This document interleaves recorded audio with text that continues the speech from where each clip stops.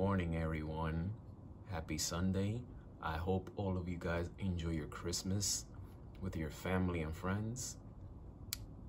And, oh yes, I can't forget, look. I got a new mug, baby.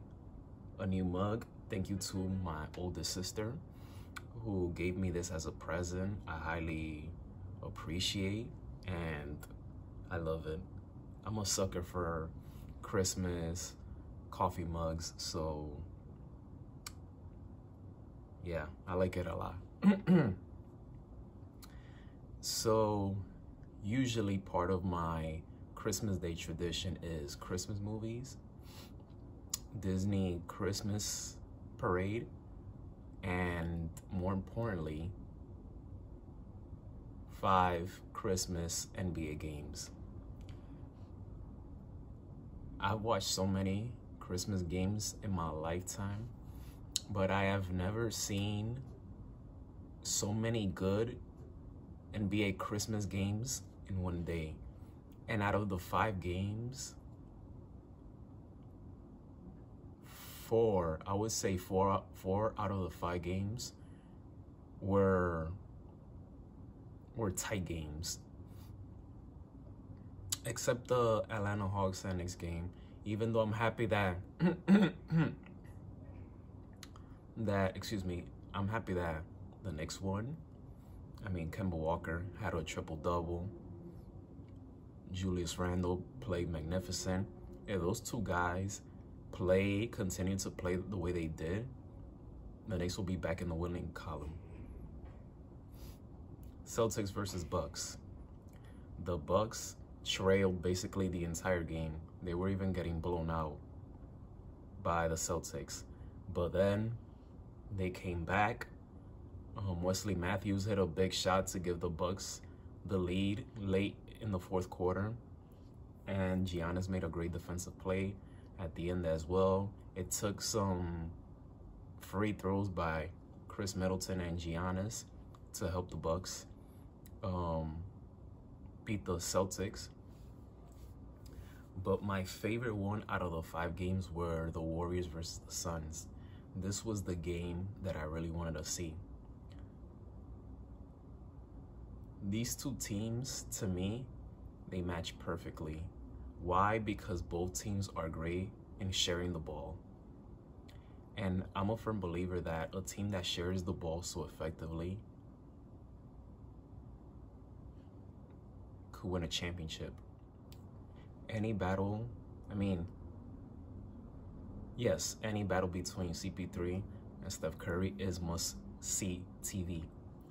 Since 2014, these two have been going at it, but Steph Curry always had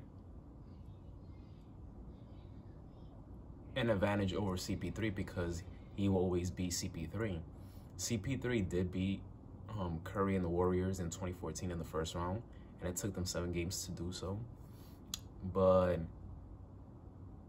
from 2015 to now, it's been all Curry. So I really want to see both of these teams in the Western Conference Finals because I feel like they're both equal. Obviously, Klay Thompson is not back with the Warriors yet. So, but Otto Porter was magnificent in the 4th quarter.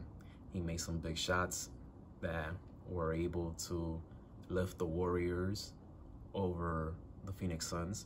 However, I feel that if Devin Booker had played a much better game, it would have been a different outcome.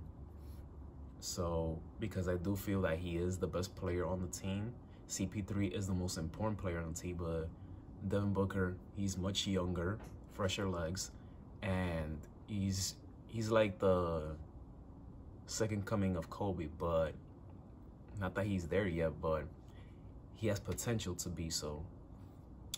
But Warriors versus Suns, I really hope that they meet each other in the conference finals because these two are the best 2 teams in the Western Conference right now. And let's just hope that they make it happen. It will be interesting to see how the Warriors will be once Klay Thompson comes back and performs his old self, because he did had an ACL injury and Achilles injury, so he's been out for 2 full seasons. But according to what I've been hearing, that Klay Thompson is looking good so far. So we're just gonna have to wait and see.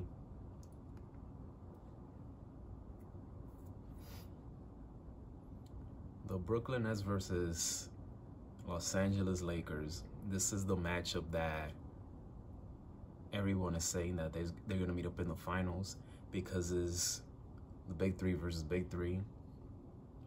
But in this game, you had no Durant, you had no Kyrie Irving, and on the Lakers side, you had no Anthony Davis.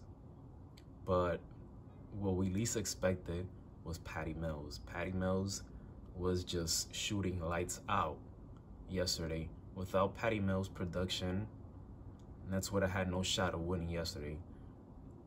The fact that without Durant, without Kyrie Irving, they had, I think, like a 20-point lead or something like that. They did let the Lakers come back and tie the game, but Nets escaped out of the road with a victory.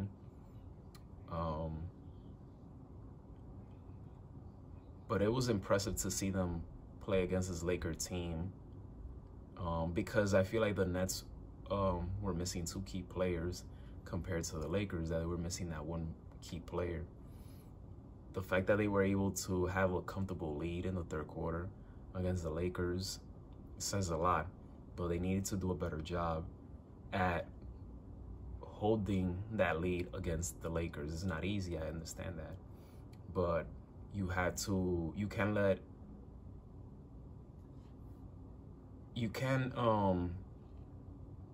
lose that urgency, that energy when you're playing against any team that is led by LeBron James.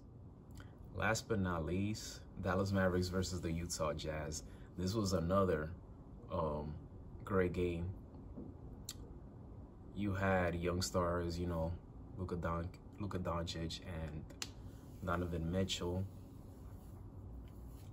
There's something about the Jazz versus Mavericks matchup that always interests me, and it's been that way since 2001 when the Mavericks beat the Jazz in the 1st round. There's just something about those 2 organizations that I feel like that when they face each other is going to be an interesting matchup. And on last night's game, it was exactly that.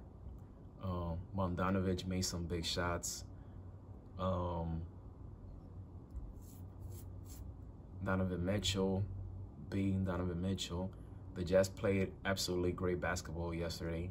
The Mavericks did as well, but the Utah Jazz made the proper adjustments, enough proper adjustments to win the game.